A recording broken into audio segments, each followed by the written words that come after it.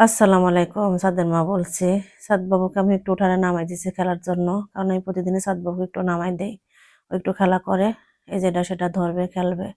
কারণ আমার সাদ বাবুর এত ছোট ওজন ছিল, এত কম ওজন ছিল যে সাদ বাবুর সারা সারা শরীরে চামড়া একদম ঝুলঝুলে ছিল। ওকে দেখলে কাদা আসতো। আমি শুধু বলতাম যে আল্লাহ, আর হয়তো কখনো সাদ বাবু বড় হবে না। আমি কি করে এত ছোট বাচ্চাকে আমি মানুষ করবো? এই যে আমার বড় ছেলে এসে আমার ছোট ছেলেকে ধরছে, ভাবছে বাবু হয়তো পড়ে যাবে। কারণ সাদবাবু যখন রাজশাহী স্ক্যানেতে ছিল তখন আমার বড় ছেলের সবকিছু মনে আছে। এজন্য ও সারাক্ষণ ভাইয়ের পিছে থাকে, ভাইকে কোলে করে, সবকিছু করে। গোসলখানা থেকে শুরু করে সমস্ত কাপড় চোপড় এটা সেটা নিয়ে আসে সব আমার বড় ছেলে করে। কারণ আমার পাশে আমার বড় ছেলে আর আমার স্বামী ছাড়া আমার তেমন কেউ নেই। কারণ আমার শ্বশুর শাশুড়ি নেই, আমার বাবা মাও নেই। তাই আমাকে যা করার আমি নিজে নিজে চিন্তা করে করেছি।